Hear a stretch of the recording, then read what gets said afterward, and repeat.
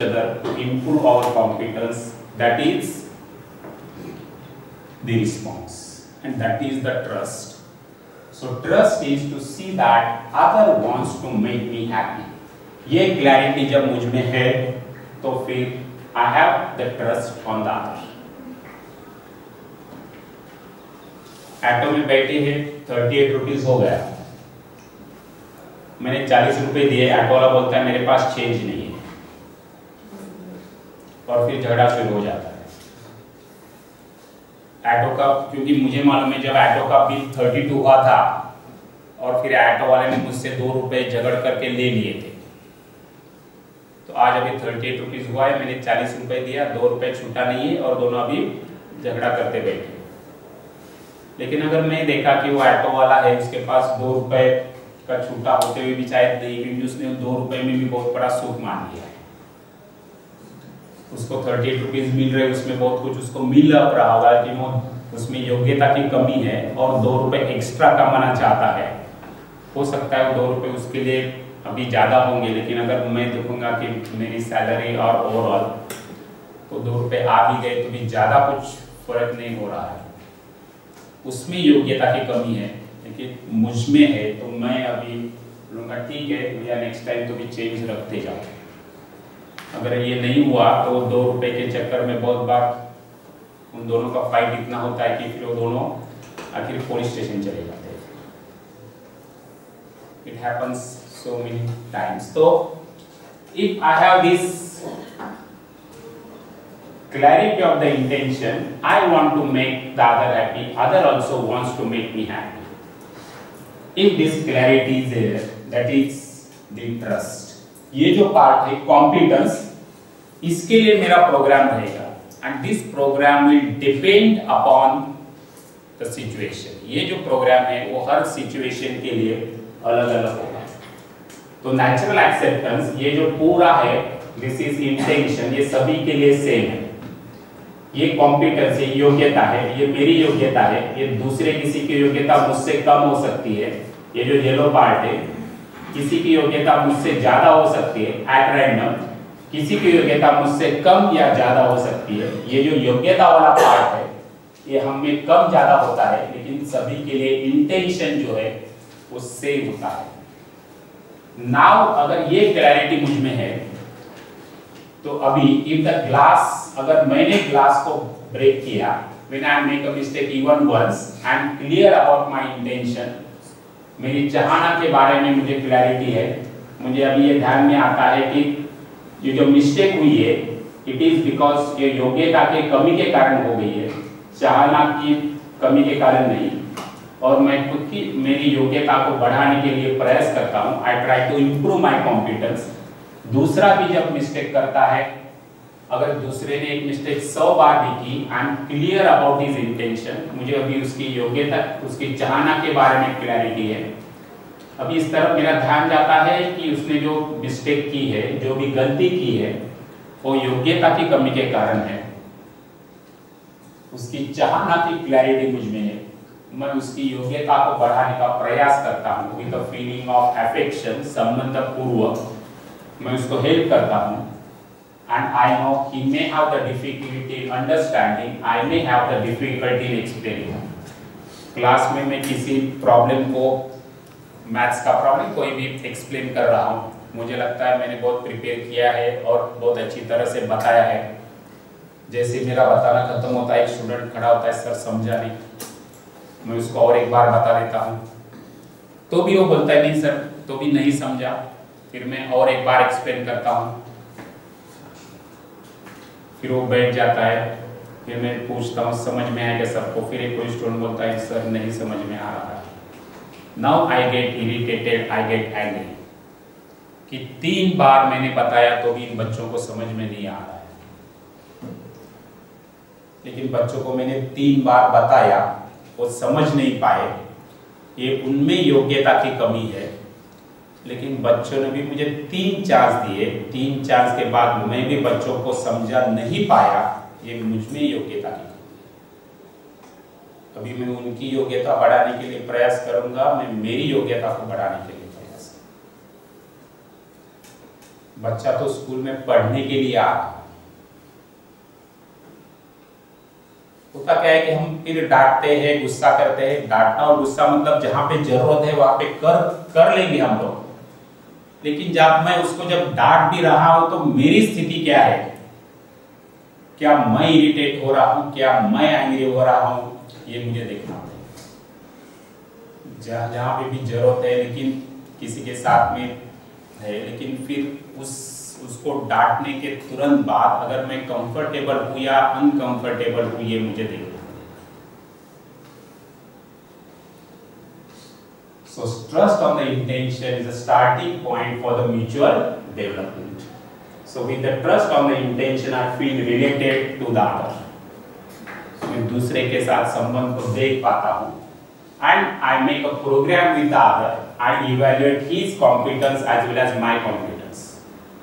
उसकी योग्यता और मेरी योग्यता दोनों को भी देख पाता हूँ। I make a program in accordance with our current mutual competence. हम दोनों की भी जो योग्यता है उसको देखते हुए मैं कुछ प्रोग्राम बना लेता हूँ। And that program will depend upon the situation. I consistently make effort to learn and improve my competence. मेरी योग्यता को बढ़ाने का प्रयास मैं करता हूँ।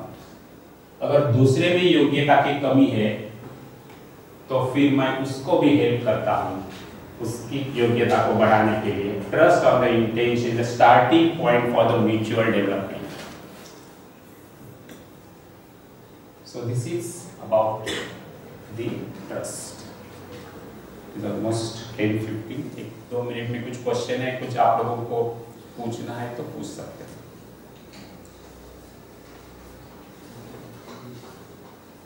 Yes. विश्वास foundational value in the relationship.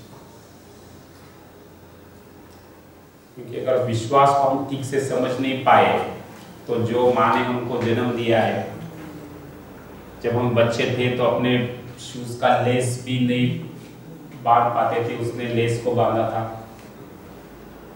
जब हमारी तबीयत ठीक नहीं थी तो पूरी रात जाग के उसने हमारा ख्याल रखा था।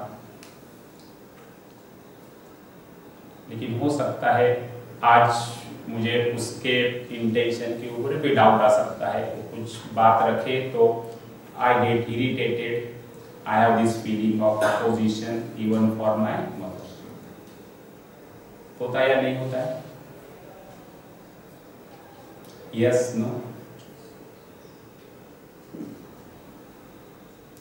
So doubt on intention is a major reason for the problems in the relationships, and can be there for anybody. योग्यता की कमी है, उसके लिए हम लोग प्रयास करेंगे और वो it will depend upon situation. लेकिन जब मुझे ये क्लैरिटी है कि सामने वाला मिस्टेक जानबूझ के नहीं कर रहा है, उसमें योग्यता की कमी, I become comfortable and now I can decide, मैं ये देख पाता हूं कि उसके लिए मेरा प्रोग्राम क्या है।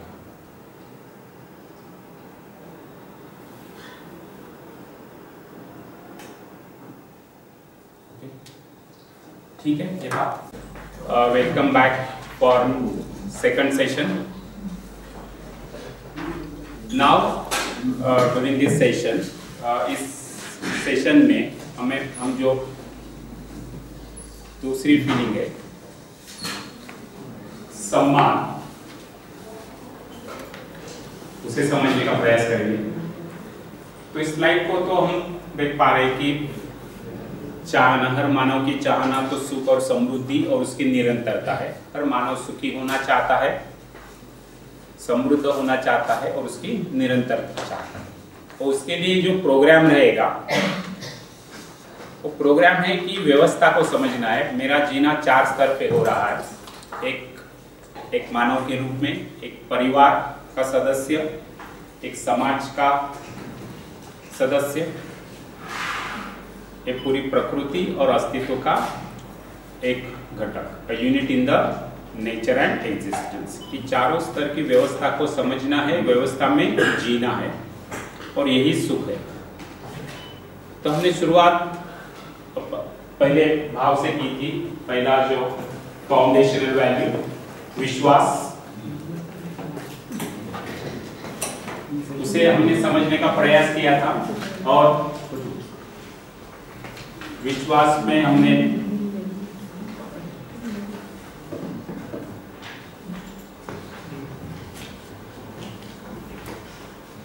विश्वास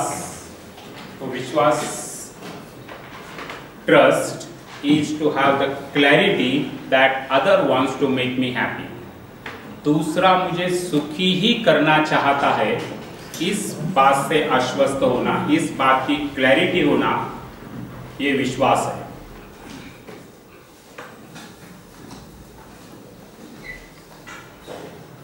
जब जब इस बात की मुझे क्लैरिटी रहती है तो फिर मैं कंफर्टेबल होता हूँ। मैं देख पाता हूँ कि दूसरा जो गलती कर रहा है, दूसरा कोई मिस्टेक कर रहा है, वो उसकी चाहना की कमी के कारण नहीं है, उसकी योग्यता की कमी के कारण है। तो मैं खुद में कंफर्टेबल होता हूँ। I am able to respond, I don't react. नहीं तो आप देखिए आज के दिन हमारा जीना कैसा हो रहा है। मिस्टेक दूसरा कर रहा है और इरिटेट हम हो रहे हैं। Yes no? मेरा सबऑर्डिनेट, कभी कभी हो सकता है मेरा बॉस भी, मेरा जो सुपीरियर है, they make some mistakes and then I get angry, especially those who are at higher positions. If I am some HOD, I am a principal, I am at a position because I have to handle so many people. I have to handle the faculty, teaching, non-teaching, students, parents, management, and all those.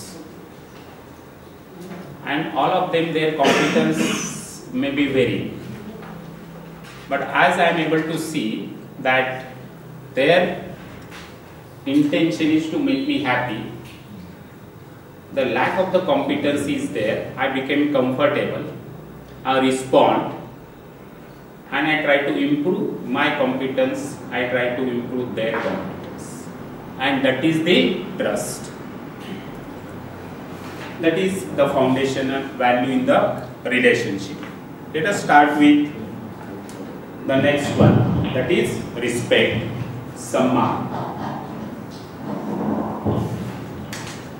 अभी जो दूसरा भाव है उसे हम समझने का प्रयास करते हैं। सम्मान, respect, it is a very important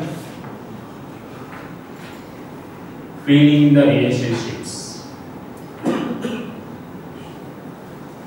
In fact, at a home, maybe you can say two brothers are there, both of them get married, everything is going on well, बहुत कुछ ठीक से चल रहा है, लेकिन हो सकता है कभी उनमें से एक बेटे को लगता है कि घर में मुझे सम्मान नहीं मिल रहा है, एक बहू को लगता है कि ये घर में तो हमारी बातों की तरफ ध्यान नहीं दिया जा रहा है, हमें सम्मान पूर्वक हमारे साथ में व्यवहार नहीं हो रहा है, और फिर वो घर को ब्रेक होने में समय नहीं लगता। तो इस सम्मान के भाव को हम लोग समझने का प्रयास करते हैं। So it is respect, respect is right evaluation. सम्मान क्या है, रिस्पेक्ट क्या है, राइट इवैल्यूएशन। उसके लिए एक वर्ड जो है सम्मान, इसको हम अगर ब्रेक करेंगे तो सम अधिक मान, सम सम्यक, मान मापना, सम्यक सम सम्यक, ठीक ठीक, मापना आकलन करना। सो ठीक ठीक आकलन करना, यही सम्मान है। Respect is right evaluation. So right evaluation of the human being, एक मानव का सही मूल्यांकन, right evaluation of the intention, उसकी जो चाहना है और उसकी जो योग्यता है, इन दोनों का। लेकिन क्या हर हम समय दूसरे का राइट इवैल्यूएशन, अभी इवैल्यूएशन मेरा भी और दूसरे का भी, तो क्या हम हर समय दूसरे का राइट इवैल्यूएशन कर पाते हैं क्या? नहीं। अगर हम राइट इवैल्यूएशन नहीं कर रहे तो फिर कौन सा इवैल्यूएशन कर रहे हैं? हो सकता है वो ओवर इवैल्यूएशन, अधिमूल्यन हो सकता है। Over evaluation to evaluate for more than what it is. अधिमूल्यन, अधिक का आकलन करना, जितना है उससे अधिक का आकलन करना, ये हो सकता है। या तो अंडर इवैल्यूएशन, अवमूल्यन, to evaluate for less than what it is, जितना भी है उससे कम का आकलन करना। या तो फिर अदरवाइज इवैल्यूएशन, अमूल्यन, अन्यथा आकलन करना। तो एक तो ओवर इवैल्यूएशन हो सकता है, अंडर इवैल्यूएशन हो सकता है, या अदरवाइज इवैल्यूएशन हो सकता है। अधिमूल्यन, अवमूल्यन और अमूल्यन।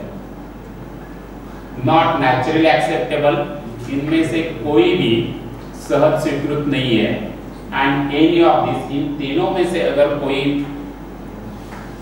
आकलन हो रहा है तो अपमान है, that is a disrespect. Whenever the evaluation is not right, it is a disrespect. Disrespect क्या है? Right evaluation. और जब राइट इवैल्यूएशन नहीं हो रहा है तो फिर वो डिसरिस्पेक्ट है, वही अपमान है। Let's take one example कि let's try to understand, इसको थोड़ा समझने का प्रयास करते हैं। ओवर, अंडर और अदरवाइज इवैल्यूएशन। हो सकता है एक कंपटीशन रहेगा, टीचर ने स्टूडेंट्स को काफी ट्रेनिंग दी, मेहनत की, स्टूडेंट्स ने भी काफी मेहनत की और उनको समझे उस कंपटीशन में प्राइज मिल गया। टीचर इज वेरी हैप्पी, बहुत खुश है। वो क्लास में बताते कि देखिए ये कंपटीशन था, मैंने स्टूडेंट्स को एक ट्रेनिंग दिया, उन्होंने भी खूब मेहनत की, हमको एक प्राइज मिल गया। ये बच्चा है, बहुत होशियार है, बहुत होनहार है। और फिर उसको प्रेज कर रहे हैं और बातों में देखो बच्चा बहुत होशियार है, ये जिंदगी में कुछ भी कर सकता है। Now to say that on basis of one prize, to say that, ये बात रखना कि अभी ये बच्चा कुछ भी कर सकता है, ये ओवर इवैल्यूएशन है या राइट इवैल्यूएशन है? Over evaluation. अब हो सकता है दूसरा कोई कंपटीशन है, टीचर ने बहुत मेहनत की, बच्चे ने भी प्रयास किया, लेकिन प्राइज नहीं मिल पाया। अभी टीचर थोड़े नाराज है। फिर नेक्स्ट क्लास जब होता है तो फिर वो बात रखते हैं, देखिए मैंने बहुत मेहनत की, ये लड़के को बहुत ट्रेन किया, लेकिन कुछ हो नहीं पाया, इसको प्राइज नहीं मिल पाया, कुछ फायदा नहीं हुआ इतना मेहनत का, ये लड़का कुछ भी काम का नहीं है, ये जिंदगी में कुछ नहीं कर सकता है। Now to say on the basis of one such competition कि ये बच्चा जिंदगी में कुछ नहीं कर सकता है, तो ये अंडर इवैल्यूएशन या राइट इवैल्यूएशन है? कभी कभी टीचर तो बहुत गुस्से में आते हैं, घर में भी होता है, फिर हम उसको तो फिर मानव आदमी भी मानने के लिए नहीं तैयार होते। हम बोलते कुछ भी काम का नहीं, इज अ डोंकी, तो एक मानव को हम डोंकी बोल रहे हैं, या तो ये पत्थर है। अभी अलग अलग लैंग्वेज में अलग अलग वर्ड्स है। My wife uses the word means, मतलब अलग अलग प्राणियों के नाम से, फिर जब उसको जो वर्ड याद आएगा उसको यूज करती है। तो हम उसको आदमी भी मानने के लिए तैयार नहीं है, तो ये otherwise evaluation, and this is a disrespect. Over, under और otherwise evaluation is disrespect because it is making you uncomfortable. ये ठीक है? Any question about this?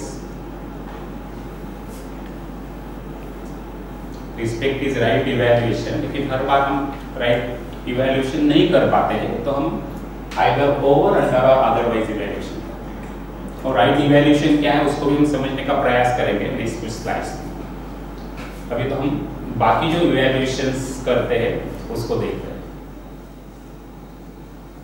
So over, under and otherwise evaluation is not naturally acceptable, ये हमको acceptable नहीं होता है, स्वीकृत नहीं होता है। और जब इवैल्यूएशन राइट इवैल्यूएशन नहीं है तब तक वो अपमान है, इट इज अ डिसरिस्पेक्ट। अभी हम लोग चेक कर सकते हैं कि जब दूसरे के साथ में जब भी हमारा इंटरेक्शन होता है तो फिर हम राइट इवैल्यूएशन करते हैं या इन तीनों में से कोई करते हैं। मतलब वो रिस्पेक्ट है या डिसरिस्पेक्ट है, इसको हम चेक कर सकते हैं। Now what are the common implications of the disrespect? तो डिसरिस्पेक्ट क्या है, अपमान क्या है, उसको हम देख रहे हैं। तो जब जब ओवर इवैल्यूएशन होता है, अधिक मूल्यांकन होता है, अधिक आकलन करना, जितना है उससे ज्यादा अगर हम उसका आकलन करेंगे, then what happens? It will create an ego, अहंकार। क्लास में अगर टेस्ट मैंने दिया और किसी बच्चे को 20 आउट ऑफ 20 मिले हैं और मैंने क्लास में बता दिया और बाकी लड़कों को है ठीक ठाक, और मैंने बता दिया देखो पेपर बहुत टफ था, ये बच्चे ने बहुत अच्छा पढ़ाई किया है, 20 आउट ऑफ 20, ये बच्चा अभी कुछ भी कर सकता है, तो क्या लगता है आपको बच्चे में फिर ये शुरू हो जाएगा ईगो, अहंकार? Yes no? Yes. So over evaluation will lead to the ego. लेकिन क्या हमेशा ये ओवर इवैल्यूएशन हमेशा ये इस तरह से हो सकता है? क्या नहीं, किसी टेस्ट में कम ज्यादा मिलेंगे, and sometimes there can be under evaluation, and now that will create a depression. So under evaluation, अवमूल्यन, otherwise evaluation, this will create a depression. और हो क्या रहा है, ये साइकिल चलते रहता है, sometimes ego, sometimes depression, sometimes ego, sometimes depression.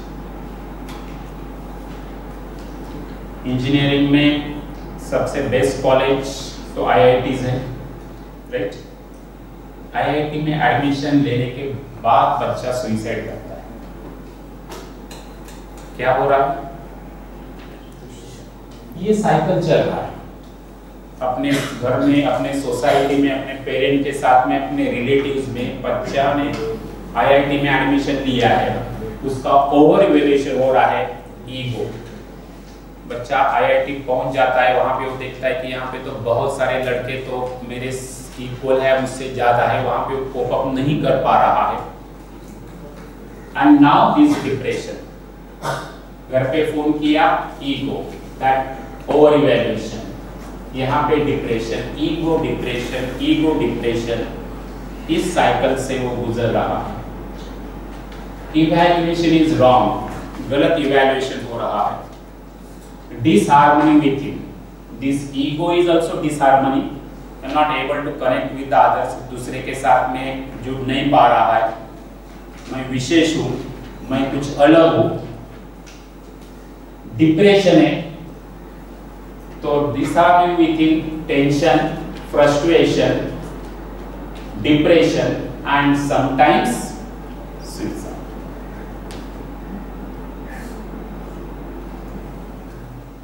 So over, under and otherwise evaluation, क्योंकि किसी का एक कंटिन्यूअस ओवर इवैल्यूएशन होगा, कहाँ पे तो भी अंडर इवैल्यूएशन होगा, कहाँ पे अंडर इवैल्यूएशन होता रहेगा, फिर sometimes that over under,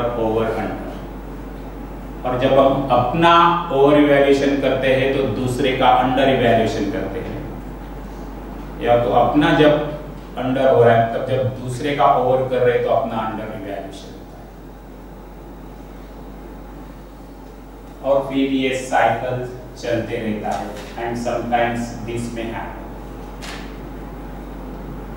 but what is required is right evaluation, and with right evaluation self confidence, स्वयं में विश्वास रहेगा।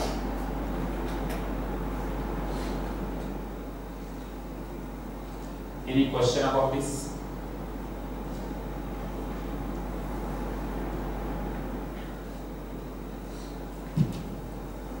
So let us try to see this. In fact, newspapers में भी हम बहुत सारे न्यूज़ देखते हैं। इन film industry, south film industry में तो every 6 months some film stars, some actress or actor, they are committing the suicide. क्या रीजन है? एक्टर बन गए, एक पिक्चर एकदम चली तो खुद का ओवर इवैल्यूएशन किया, ईगो, मेरे जैसा कोई नहीं। लेकिन सारी फिल्में तो नहीं चलती है, या तो हो सकता है एक आधी फिल्म अभी जस्ट साइन करने की है, कंपटीशन इतना टफ है, कहां से वो फिल्म नहीं मिल पाई, अंडर इवैल्यूएशन, फिर एक आधी फील चली over under, disharmony within that, tension, frustration, depression and suicide.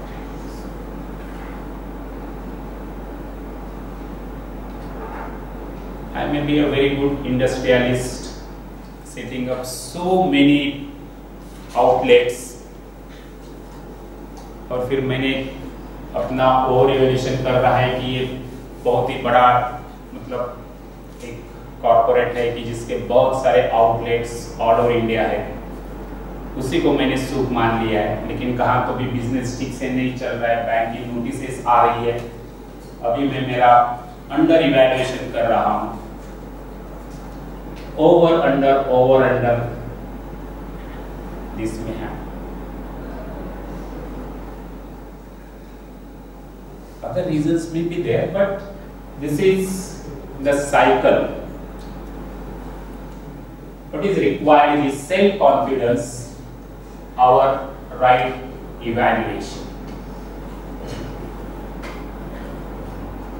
Right evaluation, human being is a coexistence of self and body. मानो मैं और शरीर का सह-अस्तित्व है, तो right evaluation का बेसिस क्या होगा? मैं या शरीर? राइट इवैल्यूएशन कौन से बेसिस पे होगा? सेल्फ के ऊपर या बॉडी के ऊपर? यस, इमेजिनेशन कहां पे चल रहा है? Self. So right evaluation will be on the basis of the self. तो अभी राइट इवैल्यूएशन, सही आकलन क्या होगा? So right evaluation on the basis of the self. हम सभी का लक्ष्य क्या है उसको देखने का प्रयास करते हैं। Purpose, I want to live with continuous happiness and prosperity. मैं मेरे लिए ये बात रखता हूं, क्या ये आप सभी के लिए करेक्ट है? सेम है? सभी का लक्ष्य यही है? क्या हम सभी के लिए यही पर्पस है कि मैं सुखी और समृद्ध होना चाहता हूं, उसकी निरंतरता चाहता हूं? Yes no? क्या ये हमारा लक्ष्य है? Yes no? इनफैक्ट जितनी भी सारी हमारे डिजायर्स है, सुबह उठने से रात को मतलब अगेन बेड पे सोने से, इनफैक्ट नींद भी हम इसीलिए लेते हैं कि फिर हमारा शरीर स्वस्थ रहे और दूसरे दिन हम हमारे डिजायर्स के लिए जो भी कुछ कार्यक्रम है उसको कर पाए। तो इनफैक्ट 24 घंटा तो हमारा यही प्रयास है कि मैं सुखी और समृद्ध होना चाहता हूँ। हर चीज के पीछे देखिए ये क्यों कर रहा हूं मैं, क्या पर्पस है? कोई भी पर्पस। सुबह उठ के ड्रेस भी मैं देखता हूँ, बहुत सारे शर्ट्स है, उनमें से शर्ट भी चॉइस करना है तो मैं ये देखता हूँ उनमें से कौन सा शर्ट अच्छा दिखेगा, या आज कौन सा फंक्शन है उसके लिए कौन सा शर्ट अच्छा रहेगा, तो चॉइस भी मैं वही कर रहा हूँ। बस में भी जाता हूँ, बस में अगर सारी सीटें खाली है तो कौन सी सीट कंफर्टेबल रहेगी, कौन से सुख में मुझे ज्यादा आराम मिलेगा, विंडो सीट, फ्रंट सीट, वो देखो। और कभी कभी अगर मतलब बचपन में मेरे साथ में पहले मैं कहाँ पे भी बैठूंगा, फिर लगता है नहीं यहाँ से नहीं वहां पे, फिर दूसरा, फिर तीसरा। लोग अगर बस खाली रहेगा और जो पहला आदमी घुसता है वो 2-3 बार सीट चेंज भी कर सकता है, क्योंकि ये तो मेरा हमेशा प्रयास है, I want to live with continuous happiness and prosperity. तो ये मेरा लक्ष्य है। The other also wants to live with continuous happiness and prosperity. तो मेरा लक्ष्य और दूसरे का लक्ष्य क्या ये सेम है? एक ही लक्ष्य है? हम में से सभी का ये लक्ष्य है, I want to live with continuous happiness and prosperity। तो मैं बोलूंगा मेरे लिए ये लक्ष्य है, and other also wants to live with continuous happiness and prosperity। मतलब हम सभी का लक्ष्य सेम है, our purpose is same on the basis of the natural acceptance। हम सभी का पर्पस एक ही है, हम सभी निरंतर सुखी और समृद्ध होना चाहते हैं। अभी जो भी कुछ हमारा एक मतलब डिजायर रहेगा, उस डिजायर के पीछे का जो पर्पस है वो ये है। हम में से कोई हो सकता है बोलेगा कि अगर मेरा नेटिव प्लेस समझो धारवाड़ है तो मैं चाहता हूँ कि धारवाड़ में मेरा घर बन जाए। हम में से कोई हो सकता है अभी दूसरे की सिटी में जॉब कर रहा है तो बोलेगा मेरा वहाँ पे घर होना चाहिए, वहाँ पे मैं घर बांधना चाहता हूँ। लेकिन दोनों भी घर इसलिए बांधना चाहते हैं क्योंकि वो सुखी होना चाहते हैं। मुझे लगता है मेरा एक घर रहेगा तो फिर मैं वहाँ पे रह सकता हूँ आराम से छुट्टी में एंड मैं सुखी हो जाऊँगा। तो I want to live in continuous happiness and prosperity. हम सभी का कार्यक्रम क्या है? इनफैक्ट जो भी सारे एफर्ट्स हम लोग ले रहे हैं वो क्या है? My program is to understand and live in the harmony at all the levels of the being.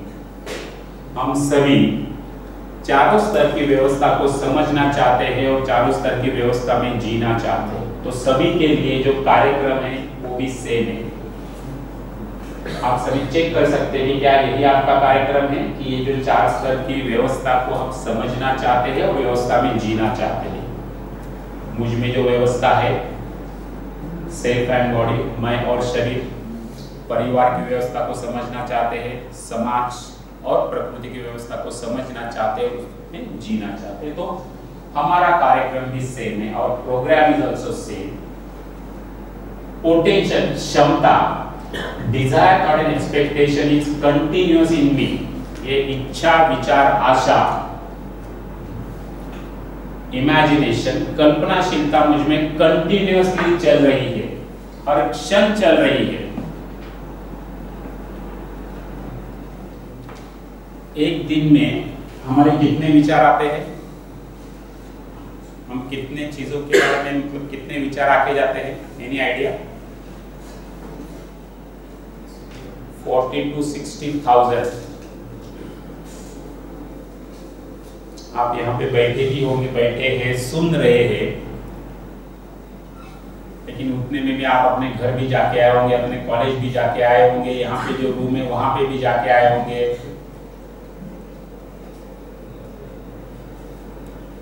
सुबह ब्रेकफास्ट में क्या था, आज लंच में क्या हो सकता है, या तो वर्कशॉप खत्म होने के बाद जाने का प्लान क्या है, ये भी थोड़ा। तो imagination is continuous in me, चल रहा है। डिजायर का इच्छा, विचार, आशा। I am endowed with the natural acceptance, ये सहज स्वीकृति। This facility is available. I am endowed with the natural acceptance. जैसे मुझ में इच्छा, विचार, आशा है, उसी तरह से दूसरे में भी ये इच्छा, विचार, आशा, ये जो कल्पनाशीलता है ये निरंतर है। तो हमारी क्षमता भी सेम है। जिस तरह से नेचुरल एक्सेप्टेंस मेरे पास है, दूसरे के पास भी। इसलिए जब ये क्वेश्चन पूछते हैं you have to nurture the body और harm the body, nurture the body, और ये सभी के लिए सेम है। अगर एक क्वेश्चन पूछा ट्रस्ट और डिस्ट्रस्ट, क्या आंसर है? Trust, because that makes me comfortable. So this natural acceptance के बेसिस पे इस क्वेश्चन का आंसर दे सकता हूं। तो क्षमता भी हमारी सेम है। So our purpose, program and potential is same. मेरा और दूसरे किसी भी मानव का लक्ष्य एक ही है, कार्यक्रम एक ही है, क्षमता एक ही है। Other is similar to me, दूसरा मेरे जैसा है। This is the minimum content of the respect. And on this basis, I can say the other is similar to me. हर एक मानव मेरे जैसा है। इस बेसिस पे मैं हर मानव का सम्मान करूँ। हर मानव के लिए मुझ में सम्मान का भाव रहेगा। And this feeling of the respect makes me comfortable. If I have this clarity, purpose, program and potential, if I have this clarity कि ये मेरा पर्पस है, पर्पस क्या है? मैं सुखी होना चाहता हूँ, और सुखी होने के लिए जो क्षमता है, जो इच्छा, विचार, आशा है, वो मुझ में है, निरंतर है, और एक निश्चित प्रोग्राम के साथ में मैं सुखी हो सकता हूँ। ये क्लैरिटी अगर मुझ में है, then I will not think of suicide. होता क्या है, किसी एक घटना को, किसी एक, जैसे कि कोई एक्टर है, फेमस एक्टर होने को मैंने सुख मान लिया है और मुझे दिखता है अगर वो नहीं हो रहा है देन आई फील डिप्रेशन। लेकिन सुख को समझते हुए ये मुझ में एक क्षमता है, इस कार्यक्रम के साथ में मैं सुखी हो सकता हूँ, ये अगर मुझ में क्लैरिटी है तो फिर मैं डिसहार्मनी में नहीं रहूँगा। So this is the minimum content of the respect. Other is similar to me. दूसरा मेरे जैसा। Any question about this? बात पहुंच रही है? Next. Now differences. At the level of the self, मैं के लेवल पे सिमिलरिटी तो है, लेकिन हमारे जो डे टू डे लिविंग हमारा होता है उसमें क्या दूसरे को हमारे जैसा मानते हैं या वी ट्राई टू शो, हम ये दिखाने का प्रयास करते हैं कि मैं तो स्पेशल हूँ, यूनिक हूँ, different than the others. Many times we differentiate, भेद करने का हम प्रयास कर सकते हैं। उसका एक बेसिस हो सकता है शरीर, on the basis of the body, for example age। अभी बुक्स में भी ये लिखा रहता है कि रिस्पेक्ट द एल्डर्स, बड़ों का सम्मान करो। What about the children? छोटों के बारे में फिर क्या करना है? सम्मान करना है, नहीं करना है? वो चाहता है सम्मान या नहीं? छोटों का भी करना है। इनफैक्ट घर में अगर कोई मेहमान आए हैं तो फिर हम बताते हैं कि जैसे घर में जो बड़े हैं उनका तो परिचय किया जाता है कि ये मेरी पत्नी है, ये मेरे माता पिता है, ये मेरा भाई है। लेकिन छोटा अगर बच्चा है 3-4 साल का, उसके बारे में कुछ बात नहीं रखी तो उसको एक्सेप्टेबल नहीं होता है। फिर वो करता क्या है, जब तक वो गेस्ट वहाँ पे है तो वहाँ पे कहाँ पे तो खेलता रहेगा, आवाज करेगा, जानबूझ कुछ मस्ती करेगा। और जब भी कुछ एल्डर्स का उसकी तरफ ध्यान जाता है फिर वो बताते हैं हाँ ये तो मेरे भाई का बेटा है, 4 साल का है, मॉन्टेसरी में पढ़ रहा है, बहुत मस्ती करता है। अभी उसका इंट्रोडक्शन हो गया, अभी वो वहाँ से चला जाएगा, अभी आपको डिस्टर्ब नहीं करेगा, क्योंकि वो भी सम्मान चाहता है, वो भी you can say इंट्रोडक्शन चाहता है। So many times we differentiate on the basis of the age। छोटा बच्चा है, डांट देते हैं, लेकिन जब उसको डांट भी रहे तो उसका फेस देखिए, उसका शरीर छोटा है, कुछ कर नहीं सकता है, लेकिन उसका फेस बता रहा है कि वो अनकंफर्टेबल है। We also differentiate on the basis of the gender। बहुत कम हुआ है लेकिन अभी भी वो है, हम ऐसा नहीं बोल सकते कि वो पूरी तरह से गया है। Differentiation on the basis of the gender, बेटा है या बेटी है, अभी भी ये हो रहा है। So that differentiation is there on the basis of the race, white, black, फिर the history, brown. Differentiation is happening, और हम बहुत बार न्यूज़पेपर्स में भी अभी भी